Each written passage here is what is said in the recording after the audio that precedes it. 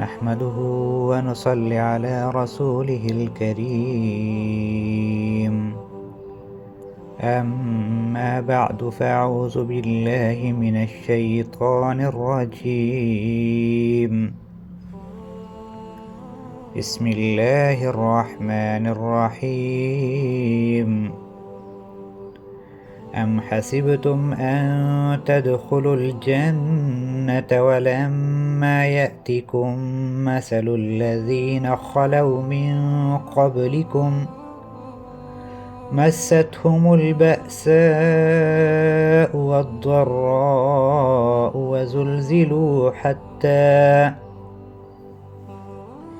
حتى يقول الرسول والذين آمنوا معه متى نصر الله ألا إن نصر الله قریب۔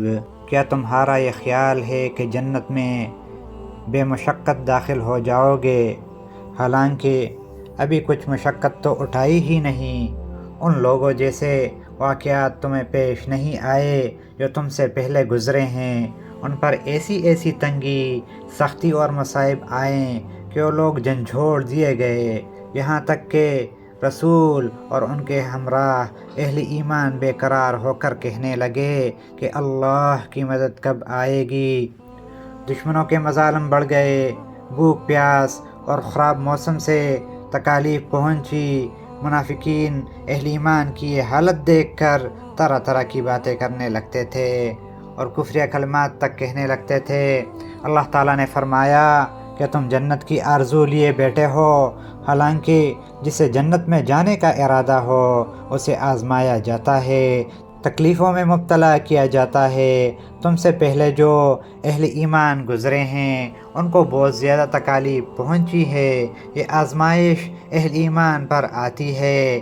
احسب الناس ان یترکوا، اللہ فرماتا ہے کہ کیا لوگوں نے خیال کر رکھا ہے کہ وہ اتنا کہنے پر چھوٹ جائیں گے کہ ہم ایمان لائے اور ان کو آزمایا نہ جائے گا؟ بلکہ حقیقت یہ ہے کہ ہم نے ان لوگوں کو آزمایا جو ان لوگوں سے پہلے تھے، سو اللہ ضرور جان لے گا ان لوگوں کو کہ کون سچے ہیں اور کون جھوٹے ہیں۔ اللہ آزما کر خوشخبری بھی دے رہا ہے کہ اللہ کی مدد قریب ہے۔